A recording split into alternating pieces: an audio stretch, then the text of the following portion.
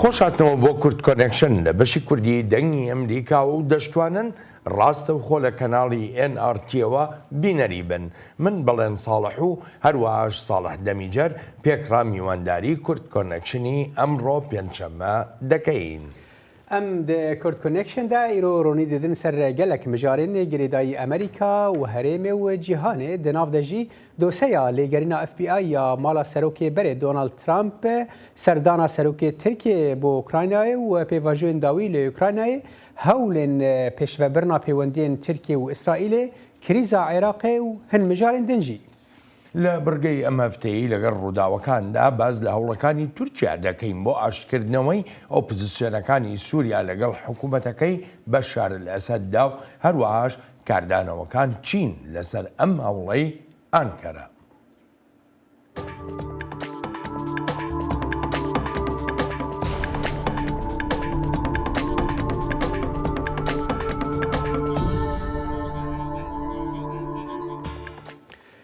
رودی جولیانی ئێڤەرا چارشەمێ ڤەگەریان نیویۆرکێ پشتی چەند دەمەژمێران لە بەر دادگەهەکە تایبەتە لێکۆلینێ لەسەر هەوڵدانی نایاساییên دەستێوەردانە هەلبژارتنên 2020 لە جۆرجیا. شارەدارê berê نیویۆرکê و parêzerê serokê wê demê Donald Trump dema ku gihîşt balafirgehê di kursiyeke gerok de bû. Wî ji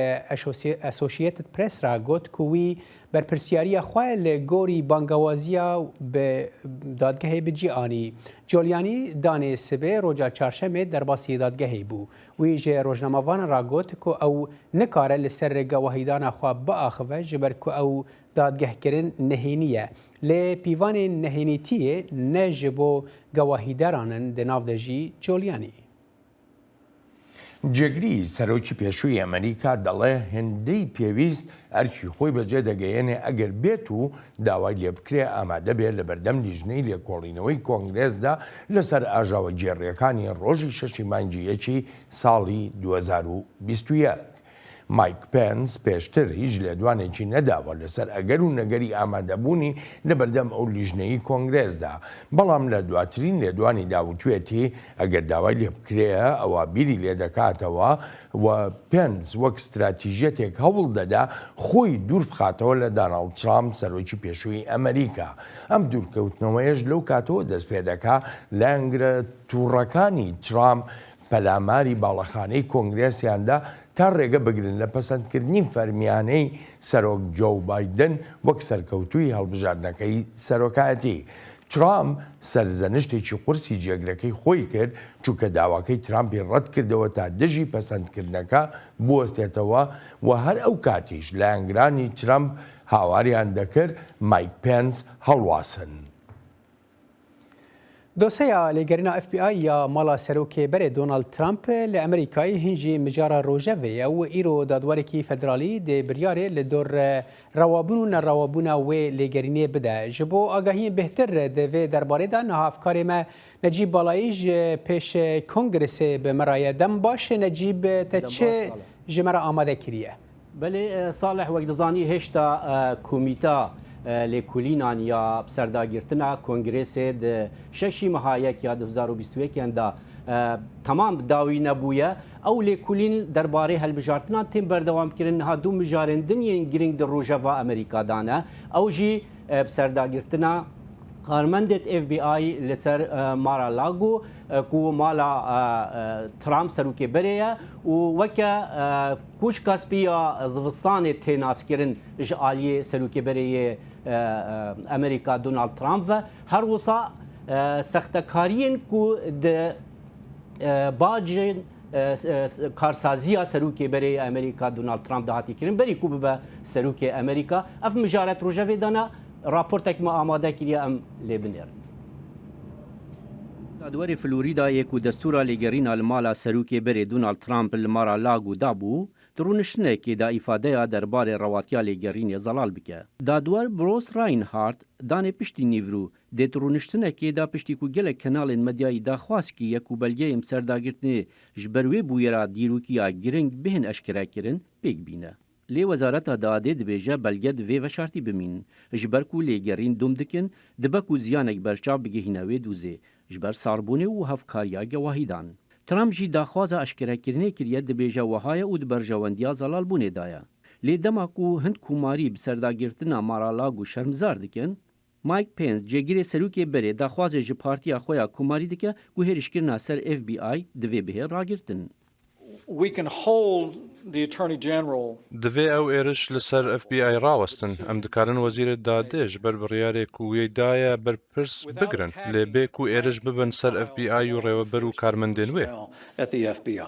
Di dema ku pirsê qanûnî ji bo nêzîktirînê hevpeymanên serokê berê zelal dibin, îro tê çaverêkirin ku rêveberê berê rêxistina Trump, Allen Weisselberg, li xwe mikur bê ku planeke sextekarî di bajdanê da hebûye.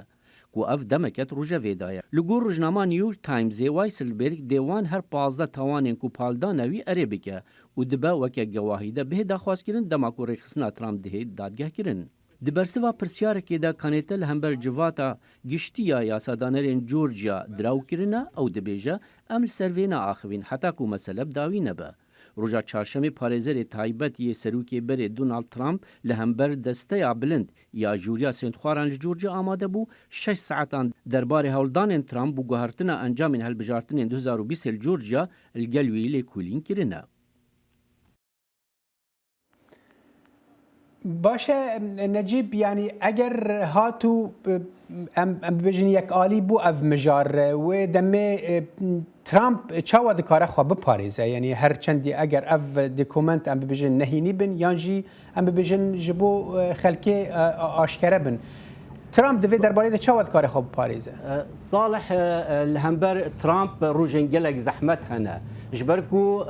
وك درابورت جدهات كو جيجري بري مايك بينس داخو ياكرين كو دفي او هيرشين سر اف بي اي راوستن جبركو هر كس اف بي اي راز دبينا او كاري خودك كاري جواكا يا نتوا امريكي دك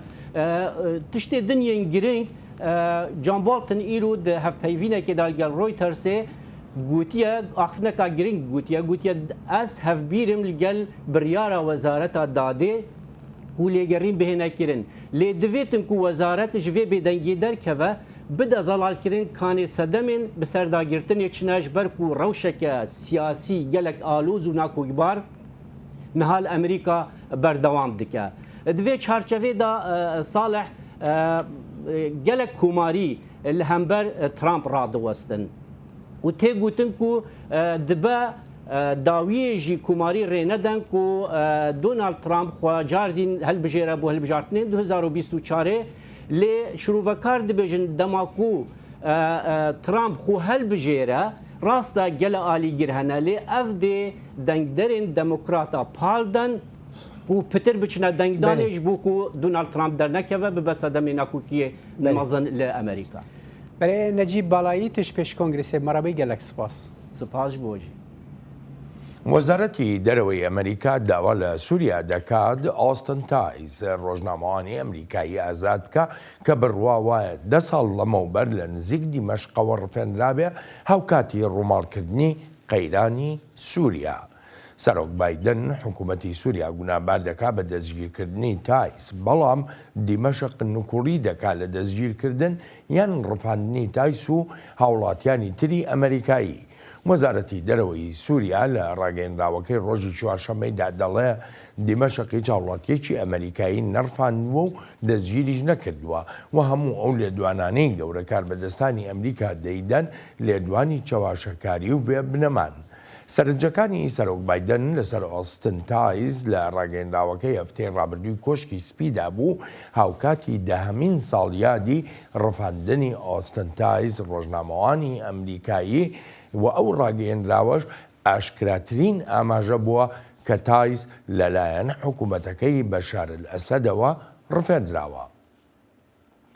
ترکی و ئیسرائیل ڕۆژە چارشەمێ گوت کو ئەو دێ بالیۆزên xwe jinû ve binav bikin piştî 4 salan ji paşvekişandina wan ev yek nîşana qonaxeke din e piştî çend mehan ji pêşxistina peywendiyan her du hêzên herêmî di sala 2018 da balyozên hev dersînor kiribûn piştî kuştina 6 Filistînî ji aliyê hêzên İsraîlê ve di dema xwepêşandanên li seranserî sîrorê Xezayên li dijî vekirina balîzxaneya Amerîkî یا لأورشلیم آنکو قدسه لی او کار دکن که تکلین خواهین دمدرج سراس بکن بریا انرژیا که قادک بینگهینا هفکاری هر دو ولاتان در دکوه هوله نویسگاه سروک وزیر اسرائیل یایر لاپید روجا چارشمه گوت که هر دو ولاتان بریار دانه تکلین خوین دیپلوماتیک به تواهی و گرینن وزیر دروی ترکیه مولود چاوش اوغلو دیار کرد که بناف کرنا بالیوزان یک جه گاو نورمال کرنا پیوندیانه هێرشاسوانیەکانی تورکیا بۆ سەر ئەو بنکە سنووریانەی هێزە سەربازیەکانی ڕژێمی سووریای لێن بۆ تەمایی کوژرانی 17 چەکداری سووریایی و ئەم ڕووداوەش وای کردووە دەسەڵاتدارانی سووریا هەڕەشەی تۆڵەسەندنەوە بکەن لە ڕاگەیەنراوەکەی ڕوانگەی سووریایی بۆ چاودێریکردنی مافەکانی مرۆڤ باز لەوە نەکراوە ئایا ئەو چەکدارانەی کوژراون سەر بە لەشکری سووریا بوون یان سەر بە هێزە کوردیەکان بوون بەڵام ئاژانسی دەنگ و باسی سانا لە هەواڵەکەیدا دەڵێ بەلانی کەم 3 سەربازی سووریایی لە ناو کوژراوەکاندان و 6 سەربازی تریش بریندارن ئەو هێرشەی ڕۆژی سێشەممەی تورکیا لە نزیک شاری کۆبانیەوە ڕووی داوە واتە ئەو ناوچەیی لە شەودا شەڕی نێوان هێزە سەربازیەکانی تورکیا و هێزەکانی سووریای دیموکرات ڕوویان داوە. لی ترکیه دواره سیاست درفده گلک گشتان جدا هنه پیمانا به اسرائیل را هفدیتنن به ولات کنداوا عرب الوسطا اردوغان یا لناتوی که هر دچه برنگی کی بالکش تیروجوه اردوغان و پوتین که بریا بیستروجان لتهران هفدیتبون لسوچی جارکدن هاتن جمهو دوهجی بر پرسکی روسی گوت که وان بشه دویمینه اگر بستا کرینا سیستما بروانی عزمانی یا S-400 به ترکی را امضا کریه لی ترکان اویک رد کرد. جبو آگاهیم بهتر دوی درباره دا نا افکارا ما ازلم یاساک جه ناوند نوچه اندنگ امریکای بمرایه دم باش ازلم تا چه آگاهی نود درباره امضا کرنا بشه دویم S-400 هیا. بله صالح سروک سازیا هفکاریا لشکری دیمیتری شیاگف ایرو داخویانی یک دو راگهاند وی براستی داخویانی خوی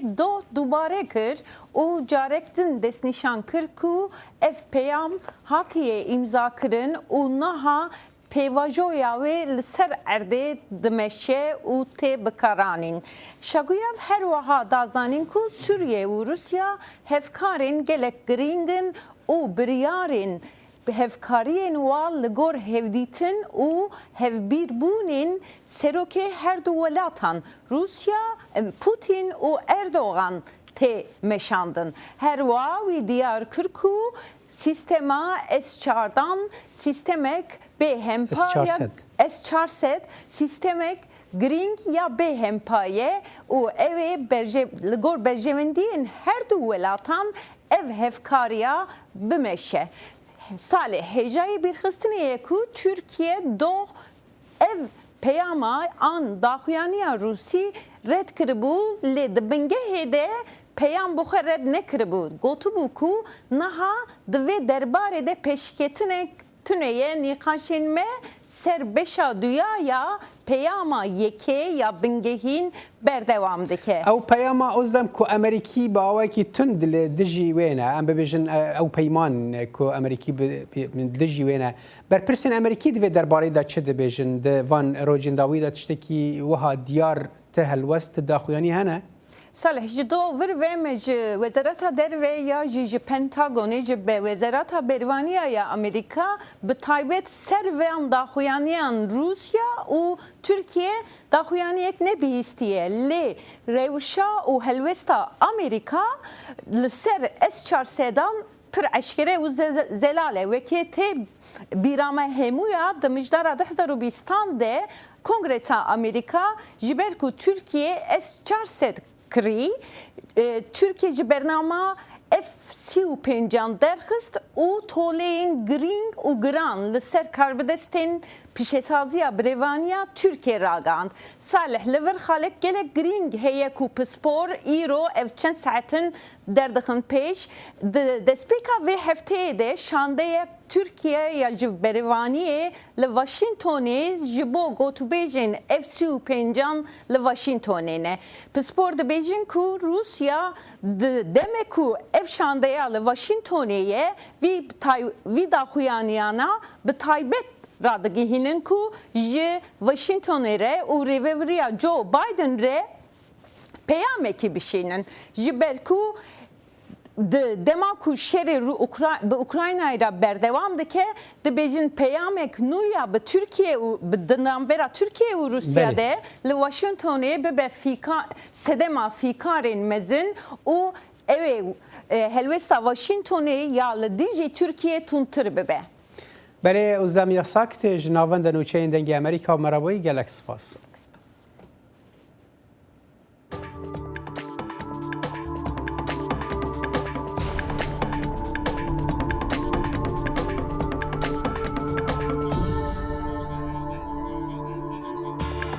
خۆشهاتنەوە بۆ لەگەڵ ڕووداوەکاندا لە هەنگاوێکی بێپێشینەدا و پاشکۆبوونەوەی وەزیری دەرەوەی تورکیا و وەزیری دەرەوەی سووریا لە پەراوێزی کۆبوونەوەی وڵاتانی لانەگردا ئانکەرە نەکرداوا دەکا بەڵکو هەوڵیش دەدا بۆ ئاشتکردنەوەی وەک دەڵێ ئۆپۆزیسیۆنەکانی سووریا و حکوومەتەکەی بەشار ئەسەد. Ama biz buna çok önemli katkı sağladık. بەشدارێکی زۆر گرنگمان هەبووە لەم هەوڵەدا بۆ ئاشتەوایی بۆچی چونکە ئۆپۆزیسیۆنەکان متمانەیان پێمانە و متمانەیان بە تورکیا هەیە ئێمەش هەرگیز پشتیان تێناکەین هەمیشە هەڵوێستمان وەها بوو و بەردەوامیش جەختی لێ دەکەینەوە کە ئاشبوونەوە بنەمای سەقامگیری و ئاشتێکی هەمیشەیە لە سووریادا هەوڵی بۆ دەدا ناچێتە خانەی هەوڵێکی ئاسایی بۆ ئاشتەوایی هەر بۆیەشە کاردانەوەیکی گەورەی لایەنگرانی ئۆپۆزیسیۆنەکانی سووریای بەدواداهات.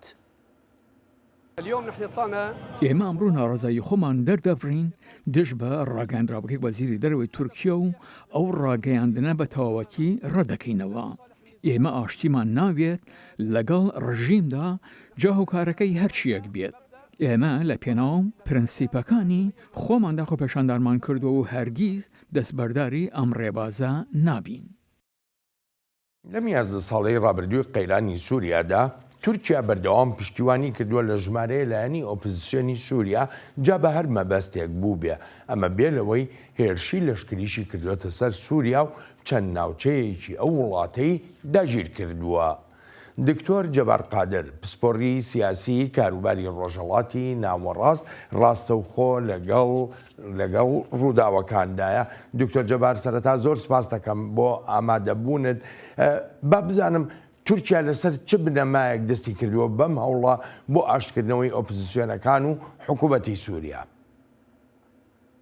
بڵێ ئەو کاتتان باش هەڵبەتە ئەمە بەڕاستی زنجیرەیە کە کۆمەڵی ئەڵقەبەیەکەوە گرێدراوە ئەمە ئامۆژگاری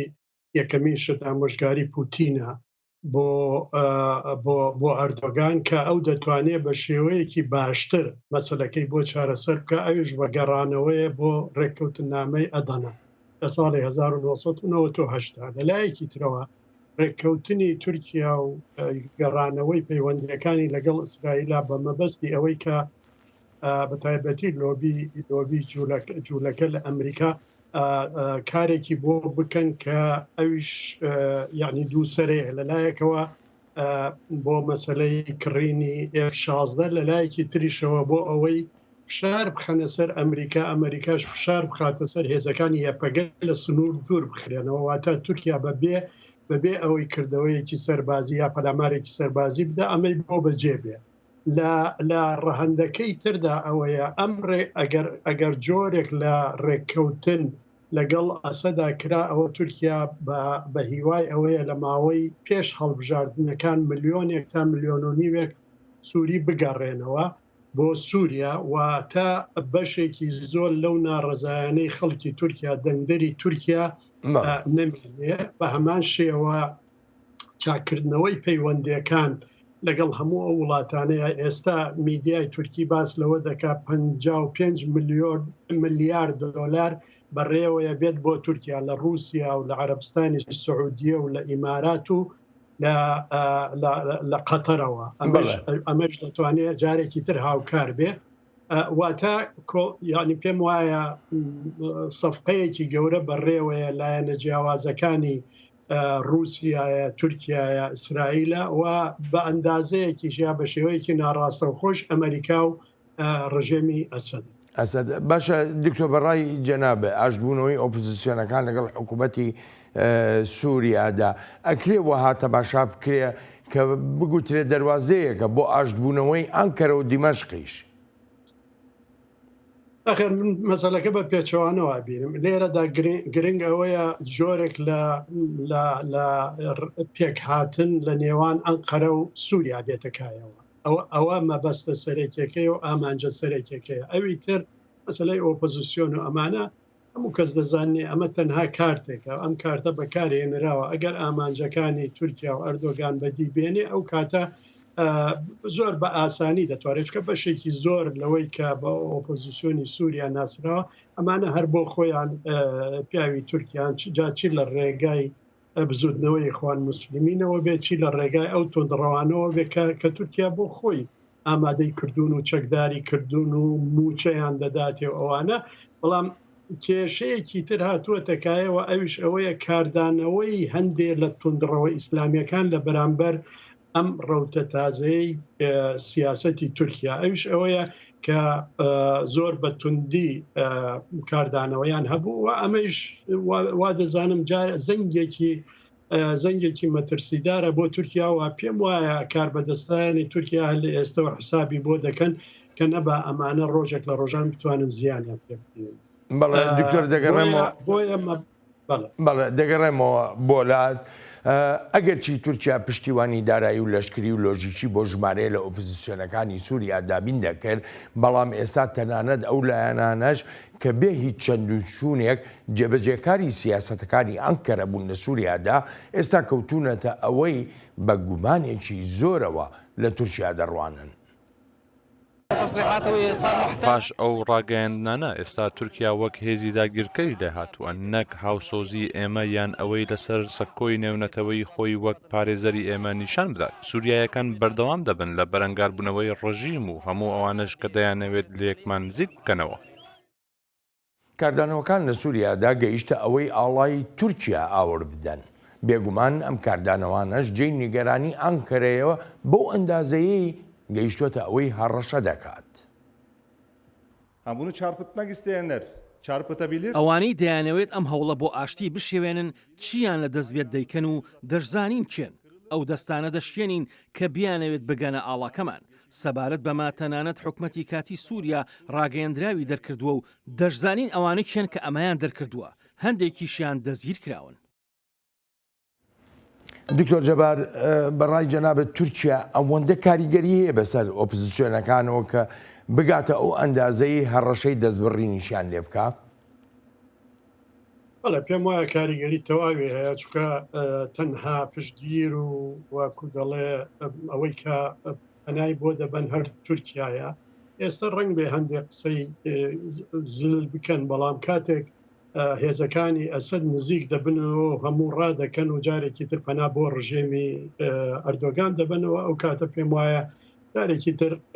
هەر ئەو بە وەکو دەڵێ بە ڕزگارکەر و پەناگەری خۆیان دەبینن بەڵام لێرەدا خاڵێکی گرنگ هەیە ئەوش ئەوەیە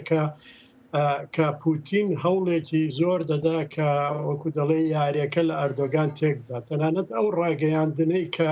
دوای ڕێکەوتنێکی تازە دەربارەی S400 هەیە لە کاتێکدا کە شاندێکی تورکی لە ئەمریکا بوو بۆ ئۆتوێژ لەسەر F16 و ئەوانە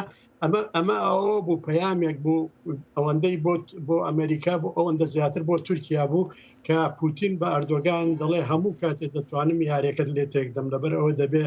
لەسەر داخوازیەکانی من ئێستا یاریکەری سەرەکی لە سووریا پوتینە و تەنانەت ڕژێمی سووری ئێستا ئەوەندە لە خۆی ڕایی بووە هەڵبەتە بە پشتگیری رووسیا داخوازی هەیە لە تورکیا مەسەلارەوە نییە یعنی بۆ نمونە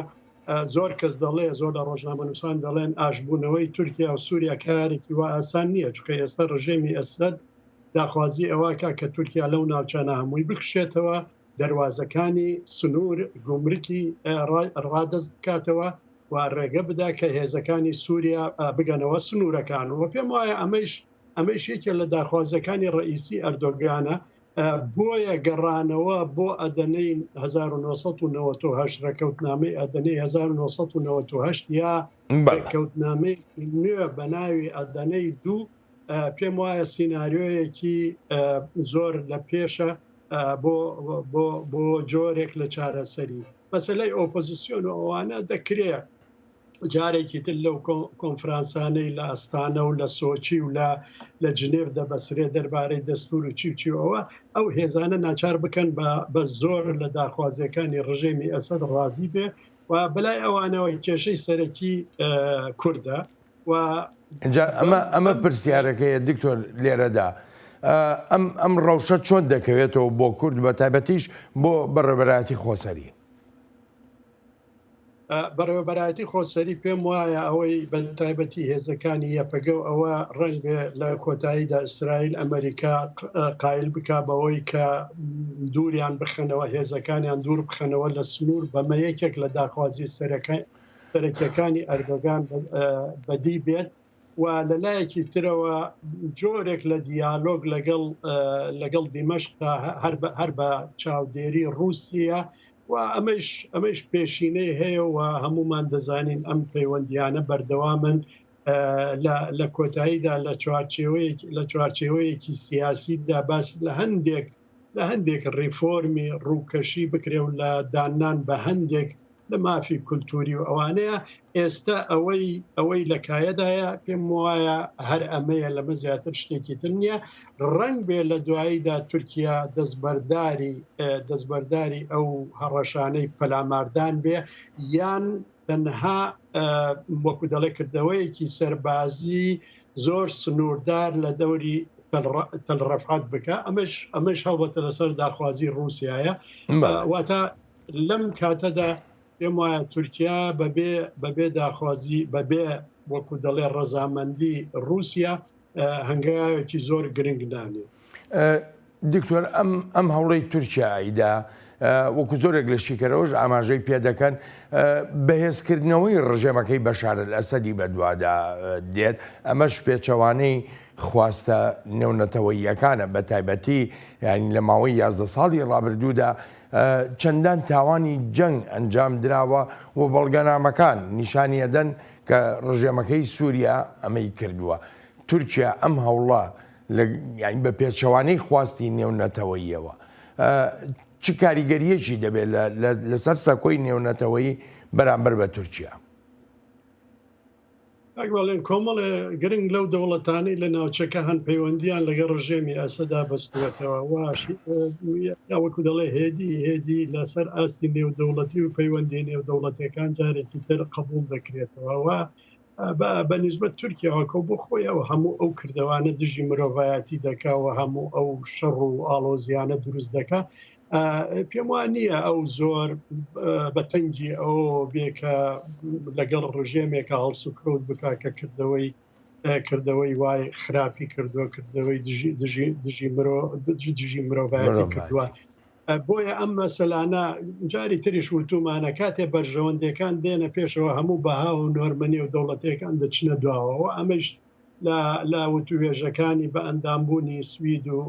فینلندا زۆر بە دیاری دەرکەوتوە یەکێتی ئەوروپا و ئەمریکا و هەموو ئەمانە بە داخوازیەکانی ئەردۆگان تا ئەندازەیەکی زۆر قایل بوون کە لە کاتێکدا دەیانزانی هەمویان داخوازی ناڕەوان و هەمویان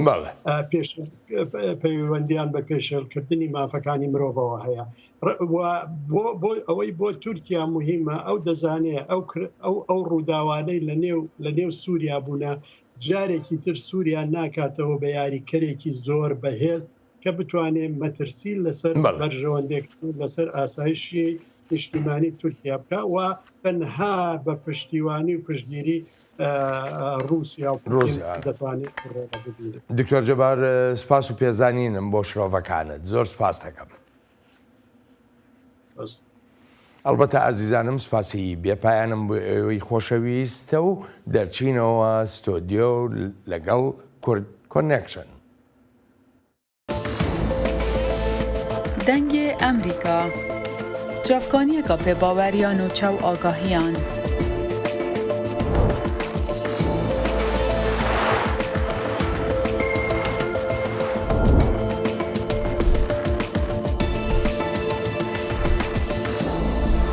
برای مالپەر و پلاتفۆرمên میدیا civakîya dengê Amerîka, bala xwe bidin pêzanîn û nûçeyên cîhanê.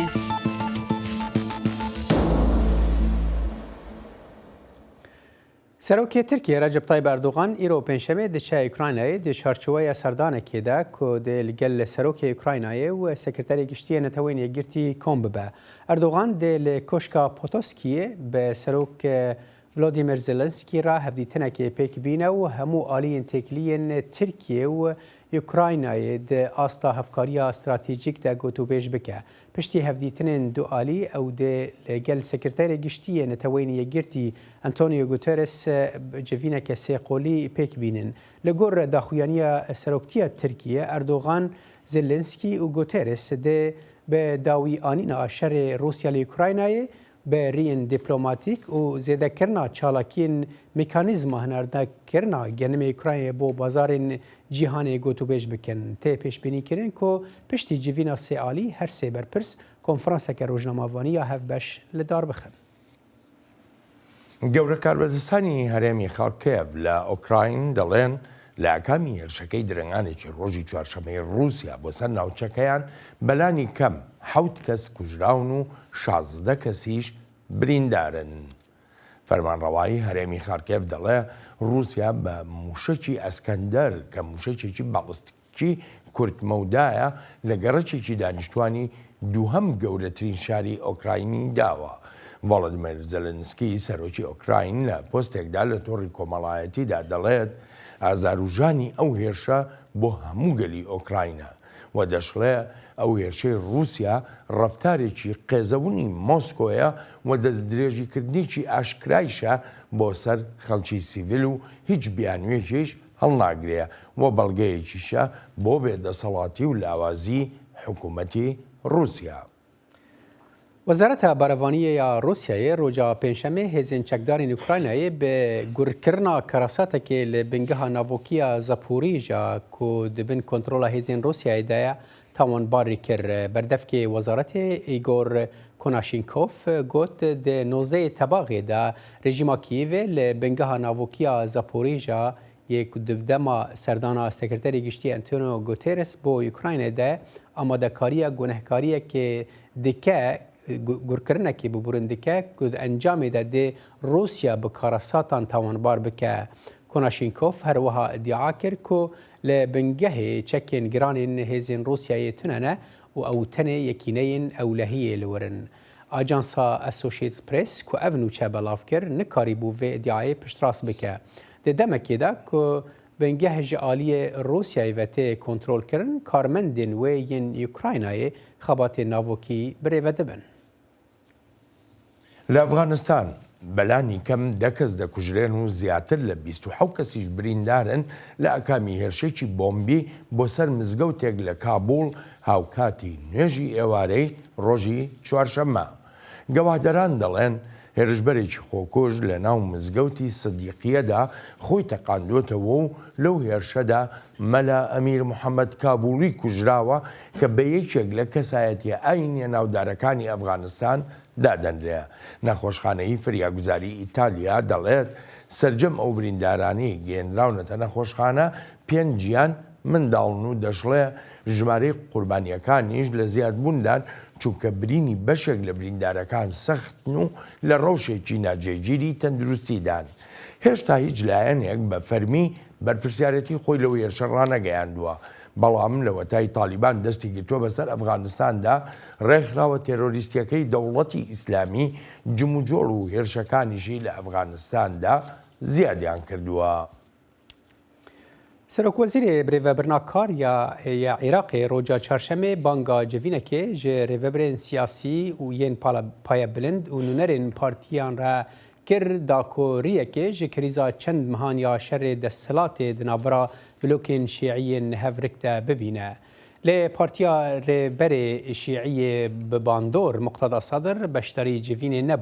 نبونا بلوکا صدر هولدانا مصطفى الكاظمی جبو چارە سەرکردنا کریزا 10 مەهان تێک بر الصدر و هەڤرکên ویên سیاسی کۆمên شیعیên کو ئێران پشتگیریya wan dike piştî hilbijartinên parlemaniyên sala borî de di dijberiyekê de ne piştî civînê nivîsgeha Kazimî di daxuyaniyekê de ragihand ku gotûbêjan tekezî li ser çareseriya krîza siyasî û parastina aramiyê di navbera Iraqiyan de kir. El Sedr roca çarşema borî hefteyek da dadweriyê da ku encûmena nûneran hilweşîne lê wê bersiv da û got ku desthelata wê nîne ku parlemanê hilweşîne. Roca şemiyê wî banga alîgirên xwe kir ku amade bin ji bo darxistina xwepêşandanên mezin li seranserî Iraqê lê pişt re ew bi awayekî nediyar paşxistin piştî ku komên Îran piştgiriya wan dike wan jî xwe ji bo xwepêşandanan amade kir. Sedr got ew dixwaze aştiyê biparêze ji bo wî û ji bo wî xwîna Iraqî binirxe. Rewşê Iraq هێشتاش ناجێگیرە لە ڕووی سیاسیەوە وەک زۆرێک لە عێراقیەکانی ئاماژەی پێ دەکەن تەنانەت ئەو کۆبوونەوەی ڕۆژی چوارشەمە لە کۆشکی حکوومەت و لەسەر داوای سەرۆکوەزیری کاربەڕێکرد بووە ئەنجامێکی ئەو تۆی نەبووە کە بتوانرێ هیوایەکی لەسەر هەڵبچدرێت و بگوترێ دەواازەیەک بە ڕووی چارەسەریەکی یەکلاکەرەوەدا کراوەتەوە. دڵشاد ئەنوەر پامنێری دەنگی ئەمریکا ڕاستەوخۆ لەگەڵ کورد کۆنێکشنە. دڵشاد سوپاس بۆ ئامادەبوونت دوای ئەو کۆبوونەوەی کۆشی حکوومەت چیتر چاوەڕوان دەکرێت چاوڵێکی تر هەیە بۆ چارەسەرکردن و کردنەوەی گرێکوێرە سیاسیەکانی عێراق. بەڵێ دیارە دوێنێ هەردوای تەواوبوونی کۆبوونەوەکە لە بینای ئەنجومەنی وەزیرانی عێراق کە لایەنە سیاسی عێراقەکان کۆبوونەوە لەسەر داوای مستەفا کاظمی سەرۆکوەزیرانی عێراق سەدر یان ڕەوتی سەدر بایکۆتی دانیشتنەکەیان کرد. دیارە بایکۆتکردنی دانیشتنەکە لەلایەن ڕەوتی سەدرەوە هەرخۆی بۆ خۆی ڕاستەوخۆ چاودێران پێیان وا بوو کە کۆبوونەوەکە ئەنجامێکی ئۆتۆی نابێت چونکە ناکۆکیەکان لە نێوان ڕەوتی سەدر و هێزەکانی نێو چوارچەوەی هەماهەنگیدایە کە لایەنێکی سەرەکی کێشەکە بەشداری دانیشتنەکەیان نەکرد. ئەمە وای کرد کە دانیشتنەکە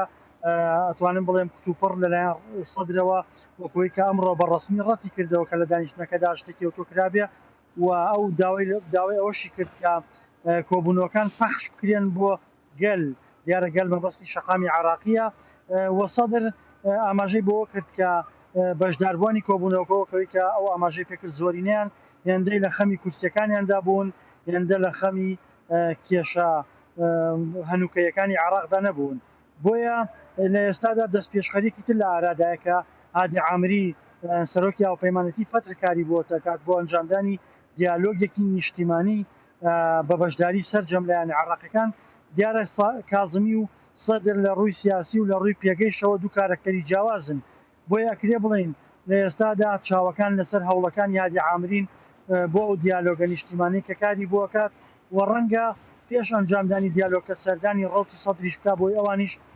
بەشداری بکەن لە دانیشتنەکەدا. ئێستا ڕوون دەستپێشخەریەکەی هەمان ئەنجامی دەستپێشخەری بێت یاخود ئەنجامەکەی باشترە بێت. باشە متمانە چییە ڕەوتی سەدر بەشداری بکات لەو دیالۆگە نیشتیمانیەی کە هادی عامری داوای دەکات. هادی عامری یەکێک بوو لە ڕکابەرە سەرسەختەکانی مقتەدا سەدر هەرچەندە پێشتر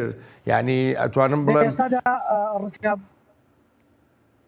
بەڵێ فەرموو دڵشاد. بەڵێ ڕکابەریەکە لە ئێستادا هەرچەنە شەقامی عێراقی و دۆخی عێراق تا ڕادەیەک هێور بۆتەوە ئەو پێکدادان و ئاڵۆزیانی کە لە ڕابردووە هەبوو هەردوو لایەن ئاڵۆزی و تەسعیداتەکانیان گواستە بووە بۆ نێو شەقامی عێراقی و بە دیاریکراوی بەغدا ئەم تەسعیداتانە تا ڕادەیە خاوبوونەتەوە. بەڵام کێشە هەڵواسراوەکانی نێوان چوارچەوەی هەماهەنگی و ڕەوتی سەدر تاکوێستا وەکو خۆی ماوە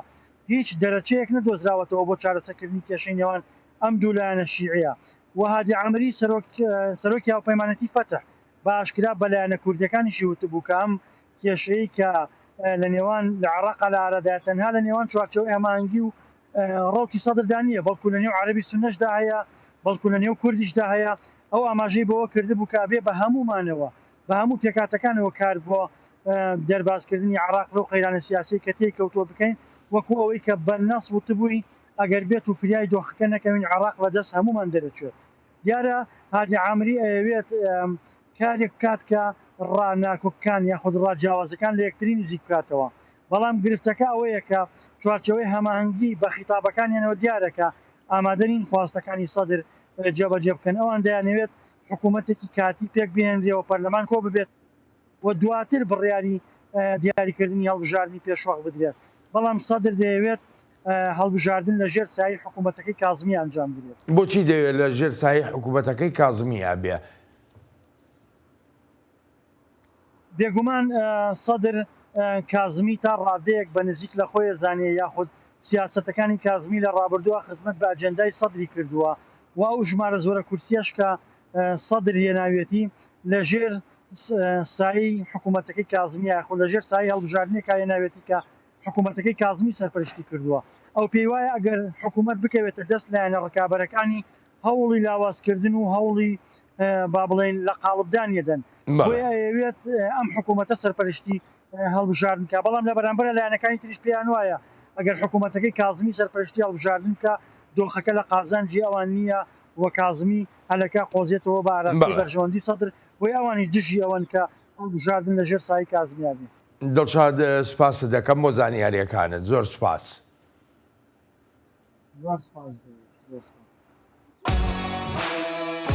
زایڵی داهێنان بەرنمەیەکی فەرهەنگی و هوەری بەشی کوردی دەنگی ئەمریکا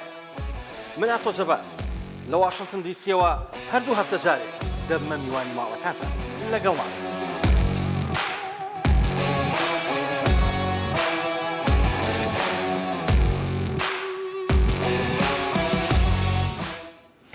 کۆماری ئیسلامی ئێران و وڵاتانی ڕۆژاوا کار لەسەر زیندووکردنەوەی ڕێکەوتنەکەی ساڵی 2015 دەکەن بۆ کۆنتڕۆڵکردنی بەرنامەی چەکی ئێران لە بەرامبەر هەڵگرتنی سزاکان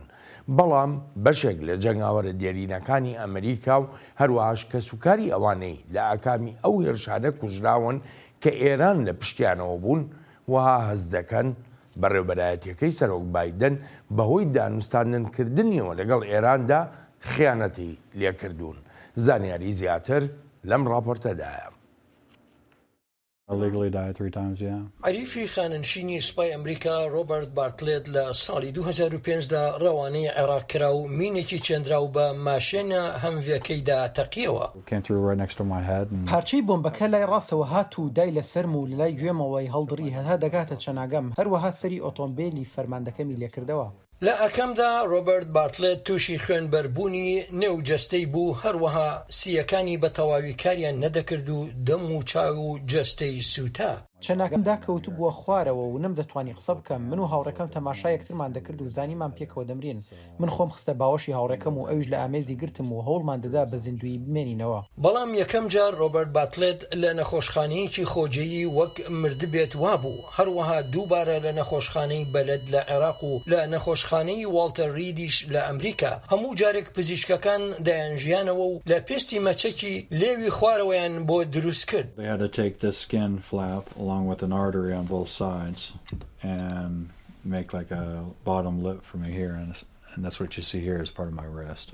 بەڵام دەرئەنجام ڕۆبەرت ژیا و نەمرد هاوکات فرماندەی ئۆتۆمبیلەکەی بە ناوی عەریف ویلیام برۆکس دەست بەجێ گیانی لەدەستدا ئەو جۆرە بۆمبەی بە ئۆتۆمبیلی هەمڤێکەدا تەقیەوە لەو جۆرە بوو کە ئۆتۆمبیلی جۆری زرێپۆشی ئەمریکایی دەبری و بە تایبەت بۆ ئەو مەبەستە دروست کرابوو ئێران ئەم چەکەی بەرهەم هێناوە و ئێران بەدزیشەوە ئەم جۆرەچەکانی دەگاندە عێراق ئێران ڕاهێنانی بە خەڵک کردبوو کە چۆن ئەو چەک و تەخەمەنیانە بەکاربهێن و بەهۆی ئەم چەکانەوە بە سەدان و سەدان ئەمریکایی کوژران و بریندار بوون لە ساڵی 2019دا ئەمریکا فەیلقی سوپای پاسدارانی شۆڕشی ئیسلامی ئێرانی بە ڕێکخراوێکی بیانی تێرۆریستی دەستنیشان کرد ئێران ئێستا دەیەوێت ئەو فەیلقە لە نێو لیستی تێرۆریستاندا لا ببرێت و هەروەها گەمارۆ سەپێنراوەکانی سەری هەڵبگیرێت ئەوەش وەک بەشێک لە دانوستانەکانی ناوکی لەگەڵ ڕۆژئاوادا ئەوەی بە پلانی کاری هاوبەشی گشتگیر دەناسرێت ئێمە زۆر بەڕوونی گوتومانە کە پلانی کاری هاوبەشی گشتگیر تەنها سەبارەت بە یەک شت ئەویش پرۆگرامی ناوکی ئێرانە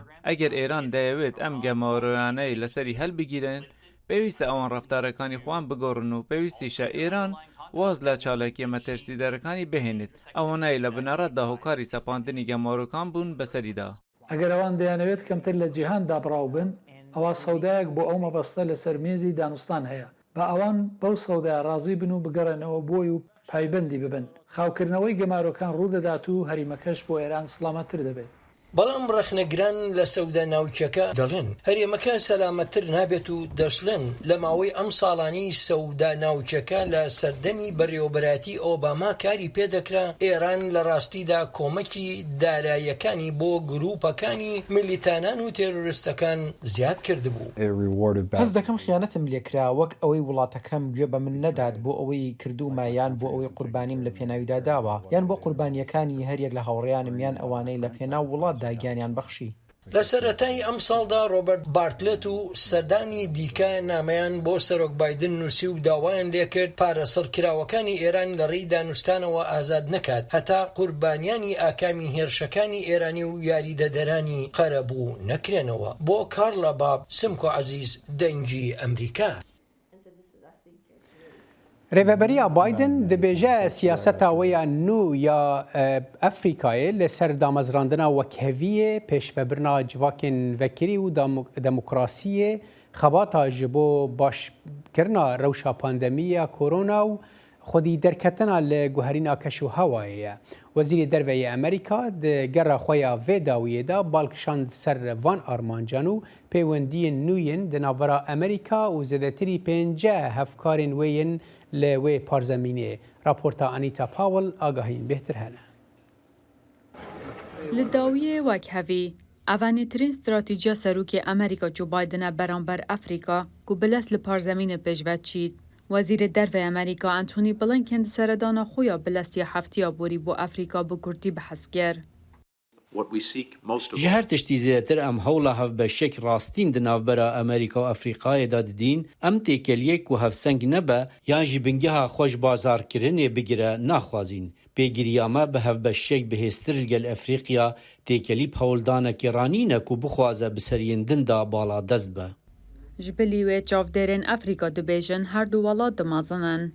Ku Çînê destpêşxeriya pêşvebirina kember û rêyan snûrên parzemînê derbas kirin. Rûsya ku wezîrê derveyê wê li vê dawiyê seredana parzemînê kir, da ku têkeliyên kevin yên serdemê piştî rizgarbûnê li bîra wan bînît. Ez bawer dikim ku guhertina di gotarê de girîng e û hevdem bi rastî armanca wê seknadî jî karanîna pevên wek hevkarî yan hevkarên pêşketina aborî yên ji hêla Çînê ye ku li serenserê Afrika di warê rêzgirtinê de têne pêşwazî kirin. Kuçgaspî dibêjît ev yeke di li demên bihêt evsala, denîkirina kombûna lûtgeya Amerîka Efrîkaya 2014 da hête berçav. Di wê kombûnê da serokê wî demî Barack Obama amaje bi nevexwandina serokê Zimbabwê Robert Mugabe kir ku berî mirina wî sala 2019 da ber bi zûrdariyê ve çû. Ew ne take serokê Efrîka bû ku çendîn salan xizmet kiriye û astengî li hember siyasetên Amerîka bû pêşvebirina demokrasiyê hebûne. Bi hizra min Amerîka di qonaxeke balkêş de ye ku divê hûn hewl bidin û bi kêmanî xuya bikin ku dixwazin her kes li dora maseyê be, heta kesên hûn naxwazin jî. Ji ber vê yekê ez guman dikim gelek serokên Efrîqî li wir hebin. Ew got hestekê rast heye, ev siyasete ji layê darayî veya cudanîneş siyasetên berê ku nîşana rastî û li hevhatinê heldigirît. Tiştê ku ez jê hez dikim ew e ku Amerîka zimanekî taybet heye ku dibêje em bawerin ku dibe me bêrêzî li beramber we kiribe. Ew wê peyvê bi kar naynin lê tiştekî wisa di dema borî de. Em ne her tim li ser gotina xwe rast bûn, lê em dixwazin her tiştî paqij bikin. Gelo ev destpêkekaniya divan demên nearam da diyariya ku Amerîka hêviya vê yekê dike. Ji bo raporta Anita Powell hatîn mayî dengê Amerîka. Belê bîner hêja li vir Kurd Connection bi dawî te hêvîne tiştê me pêşkêşkirî bi dilê we bûn hûn dikarin hemî raport û madeyên bernamê li ser پلتفرمین مدیا جواکیا دنگی امریکا چه ین کرمانجی و چه ین سورانی تماشا بکن تاجارك دن سلافين فرهاد فلاحي وبريفان يوسفي لكنترولي وليفر الاستوديو بلين صالح ومن صالح دميجر هرشاد وبختوال هرشاد